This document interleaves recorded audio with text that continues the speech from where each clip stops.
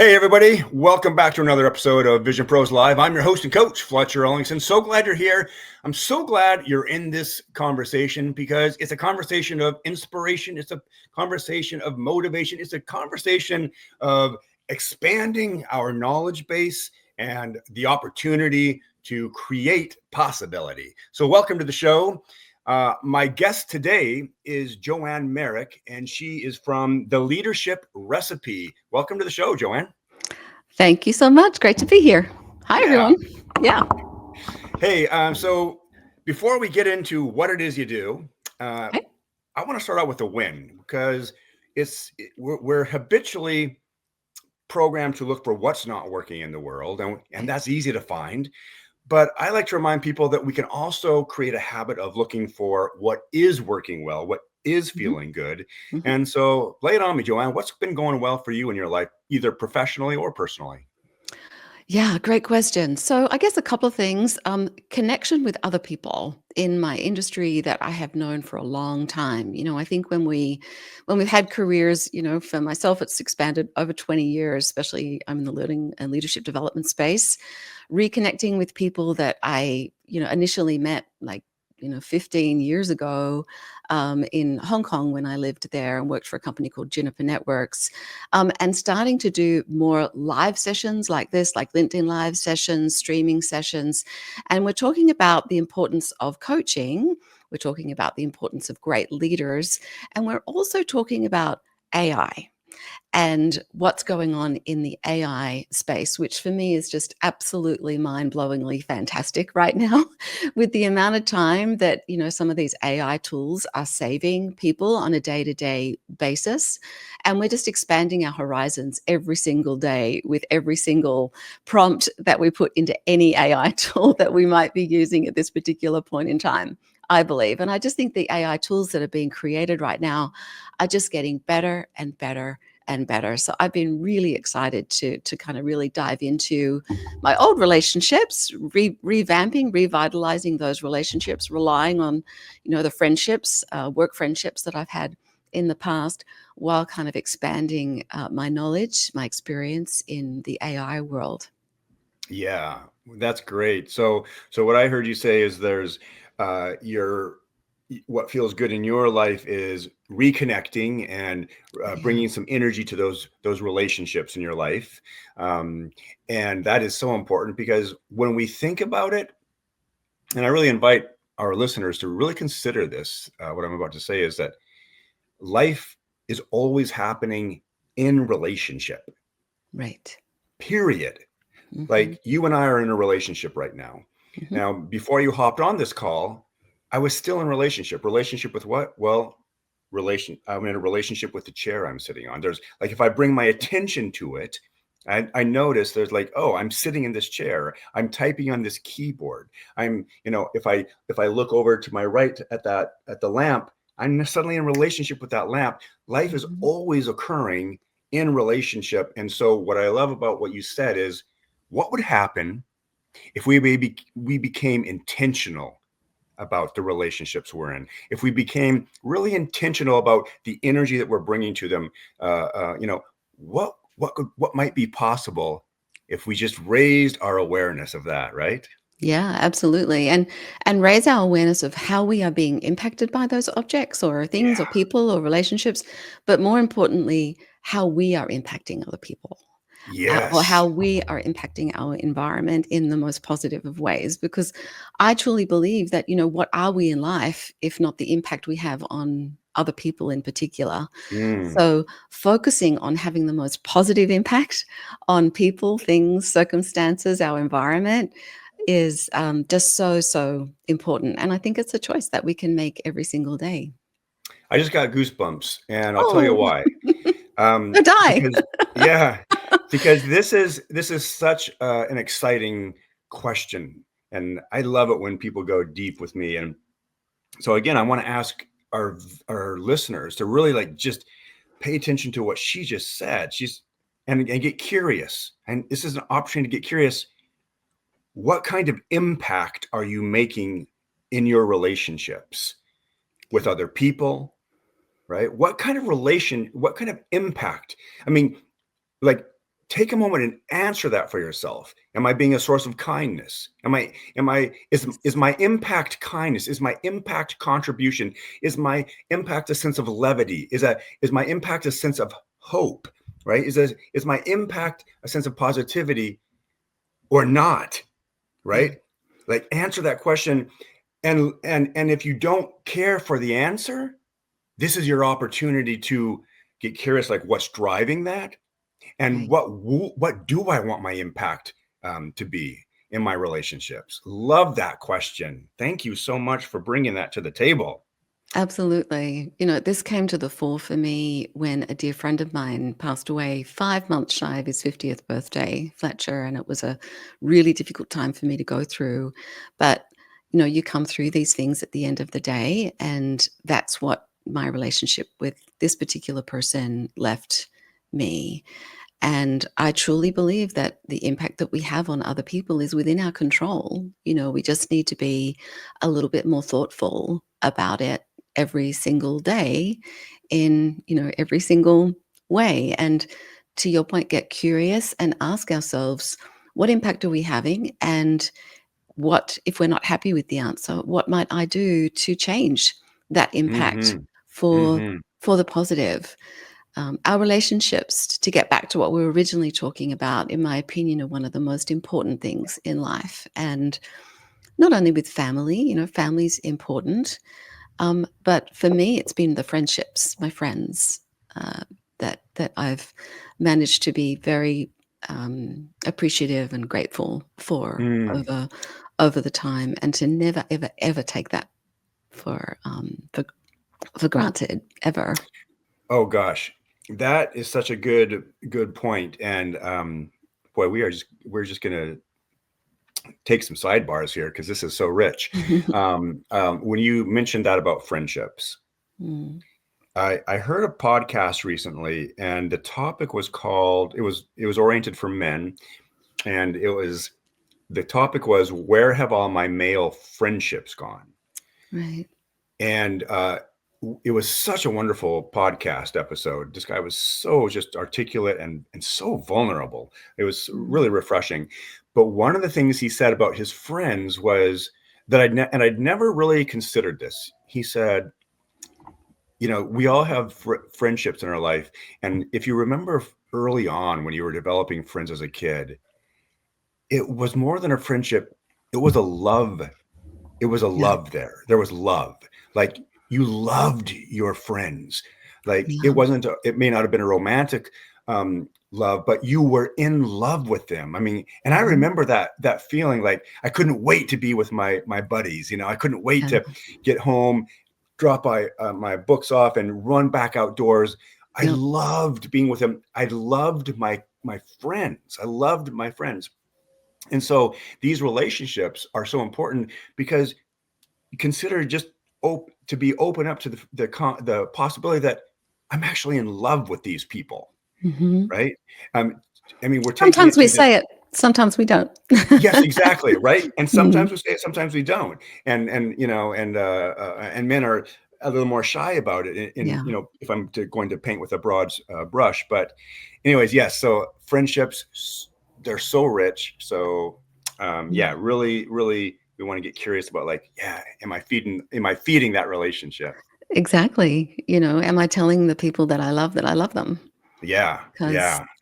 and I know I understand that from a male perspective, that can be a little bit challenging, at times, but it's something that I try and do every time I leave any conversation that Mm, that I have, because it's important, and you never know hmm. when you might have a last conversation with someone, as I found out quite dramatically. And the relationships that I think we have and we build over time are part of our legacy as a human being. That's what Yes. we will leave behind when we leave this earth. And I like to ask the question sometimes in my programs. How, if people are thinking about you, if they hear your name in conversation, or what's the first word that might come to mind for them about you, Yeah. or what do you want it to be? Yeah. And start leaving that kind of impression with people, because Hmm. you are leaving a legacy in everything you do and every experience that you create with and for other people. And it's really important. I think we take it for granted sometimes. So let's not do Yes. that anymore. Yeah, that's right. Yeah, what Right? we're Fresh talking about here, starts. folks, is bringing intention to our relationships. Yes, definitely. Yeah, yeah, I love that. Well, Joanne, let's introduce you. You are Joanne Merrick.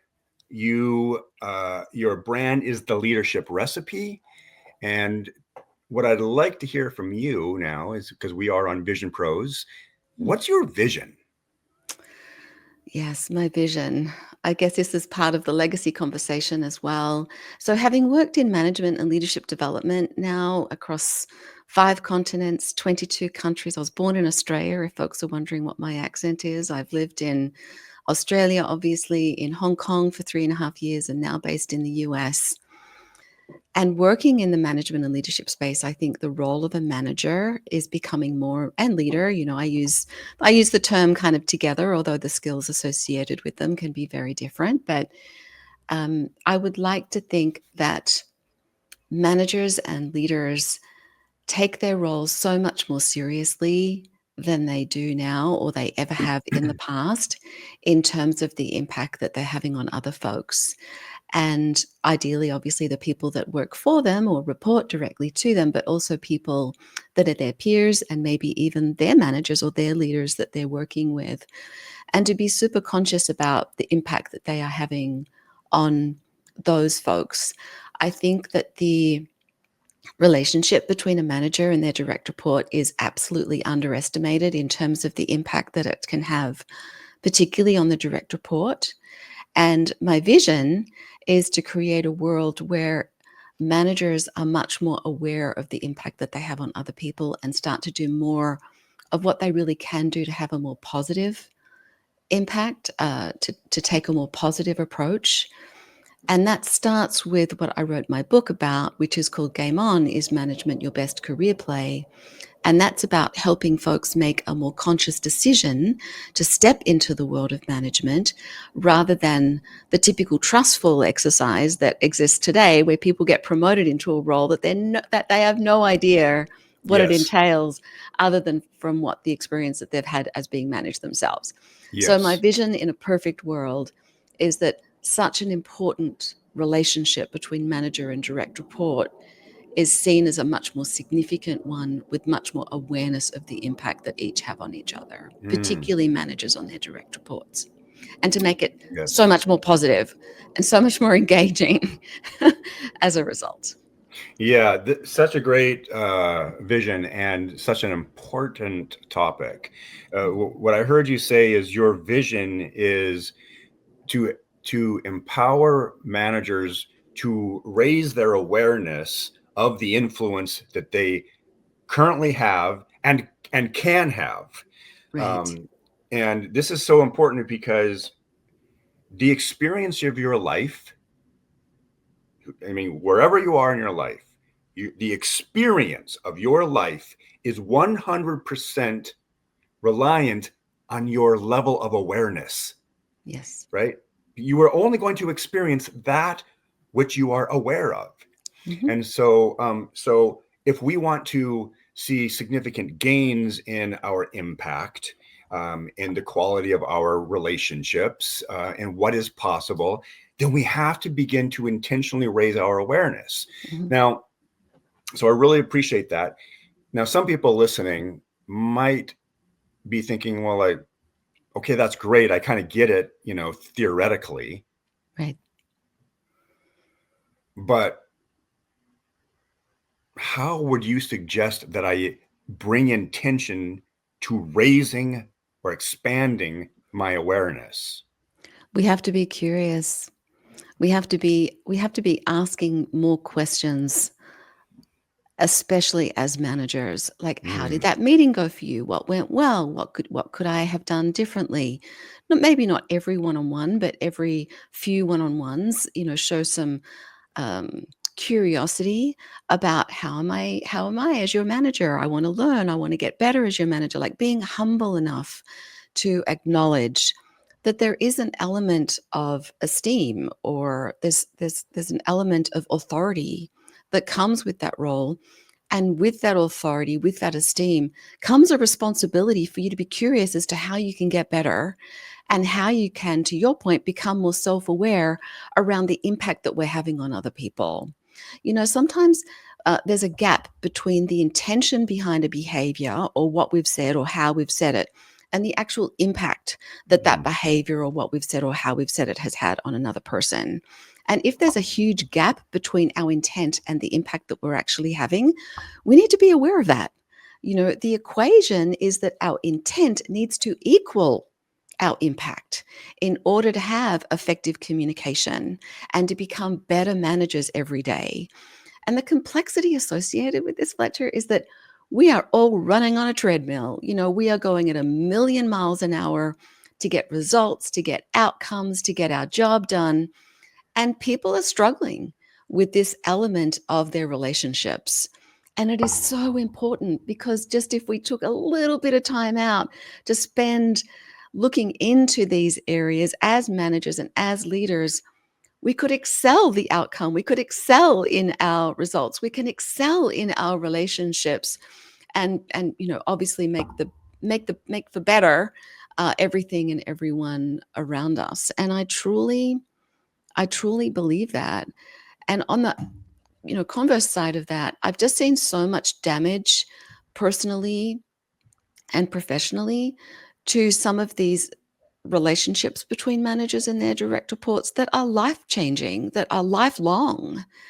And I think we need to take the role a lot more seriously than what we are. I think organizations need to take the role much more seriously. And I know some great companies offer fantastic training associated with how to be a great manager. But my research suggests that a lot of people are promoted to the role of manager around about the age of 28 to 30, but they don't actually attend any formal training until their early 40s. They go over a decade struggling and impacting in sometimes the most negative of ways, only to find out, way too late when the damage is done. And I just don't, that damage is just too significant. And we need to step up and change Yes. this. It's too important. So much good stuff you just touched on. And this last thing you're talking about, is commonly referred to as the Peters principle, right? Where a person is promoted out of matter of course, but not necessarily because they're the best person for the role. It's just like they're either next in line, or this seems like what should be next, but without the training, right? And then they only can manage at their lowest, at the quality that they have, which is no training, right, or minimal training. And so there's this revolving door frequently for managers, and then the person who's hiring the manager is like, God, we just can't find anybody good. No. It's that we haven't set them up for success, right? So coming back, I want to highlight a few of the things you mentioned, because I want our viewers to really get this gold.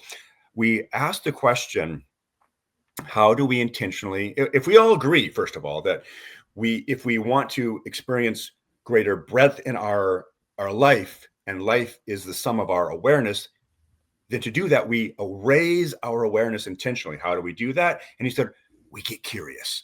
We begin asking questions, and really, if you really want to grow quickly, welcome feedback. Absolutely. Ask for feedback. Be humble. Yes. Like the fastest way to grow is for people to ask the hard questions, like, where can I improve? Right? What do you perceive as some of my weaknesses or stumbling blocks? Help, give me that feedback. When I started, for much of my life, I was just committed to being right. I was so attached to being right. We all love being right. Right?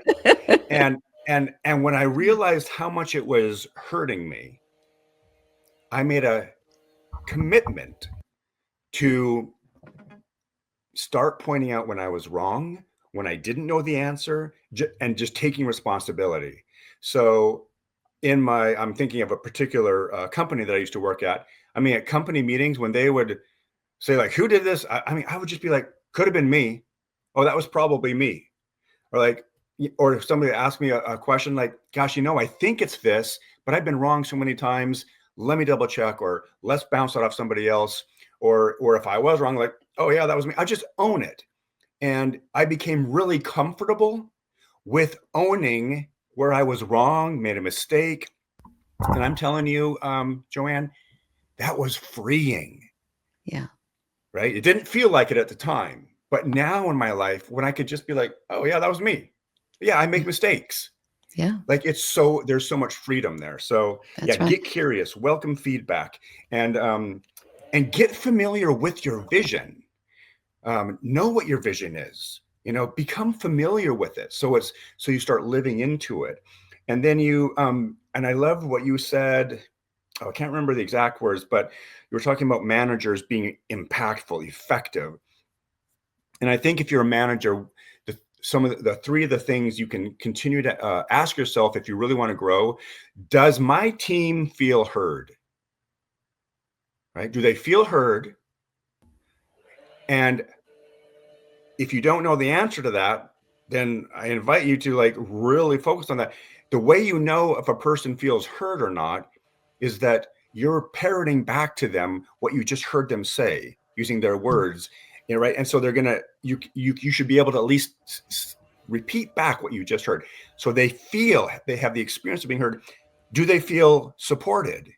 And finally, do they feel safe? Yep. Right. So these three things And are the fundamentals of building this thing called trust. Right. absolutely. So Absolutely. right.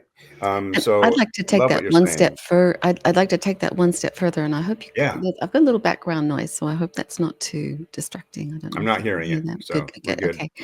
Um, Making other people feel relevant, Mm, having a sense like valued, appreciated, understood hmm. is all important in building trust.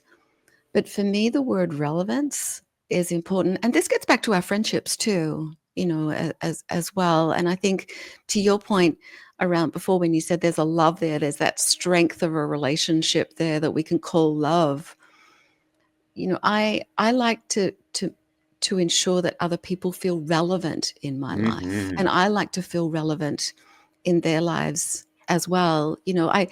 I was listening to a podcast myself the other day, and they were talking about tribal dynamics.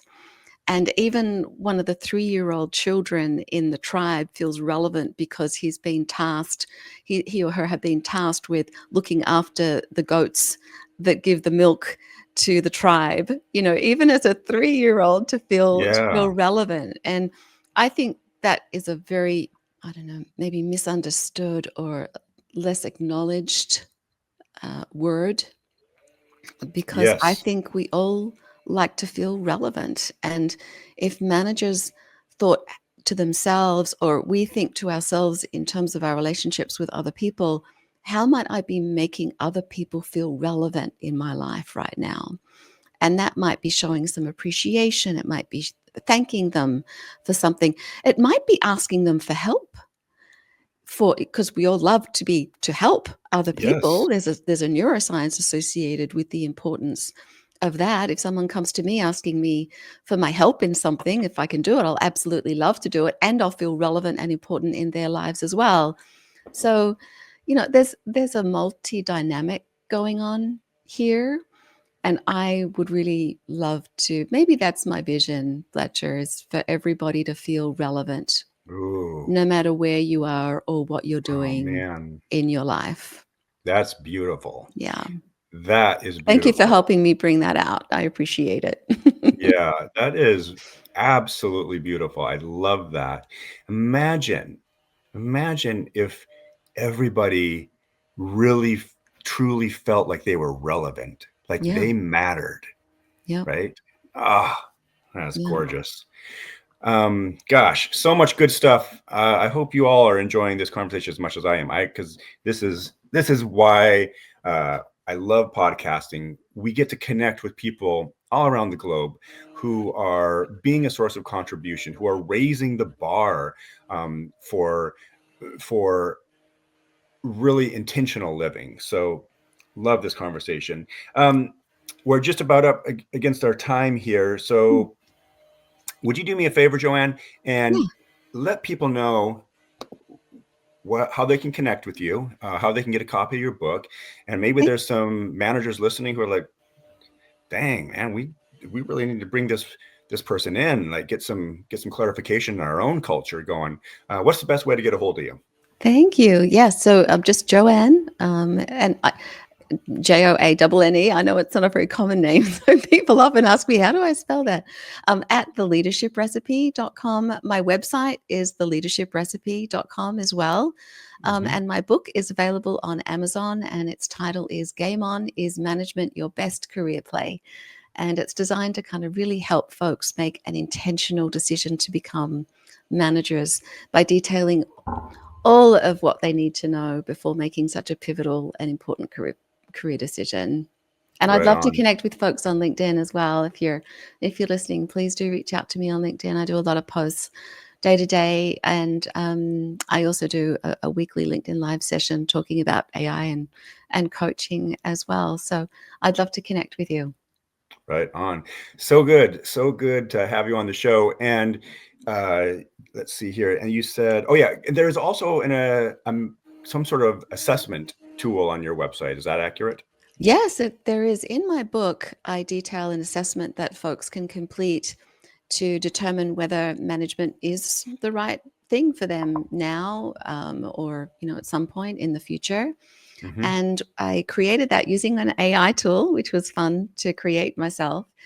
And it's available on my website. And there's also a 360 element associated with that too. So you can send a link out to other people to get their determination as to where you're at as it relates to some of the skills that I've identified in my Ooh, book that are neat. important for becoming great managers as well. So that's that kind of self-awareness element that I built into that, Fletcher, that we talked about earlier.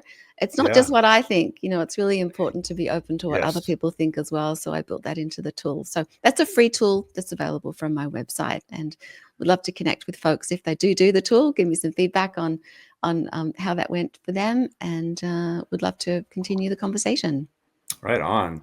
Well, thank you so much, Joanne. The website is theleadershiprecipe.com. Joanne Merrick is the author, speaker, and coach. Reach out, get in touch. And now it's time for you all to get out there, be a source of kindness, be a source of contribution. You do have something to offer this world, and I believe in you. We'll see you next time here on Vision Pros. Thank you for being here today. I'm really happy that you tuned in to Vision Pros Live. I'm looking forward to seeing your reactions as these episodes continue to move forward. This is going to get more and more fun. We'll have more and more engagement as well. We'll invite people to participate in the show. And thank you for giving us your time and attention. Have an excellent time building out your vision and becoming a Vision Pro yourself.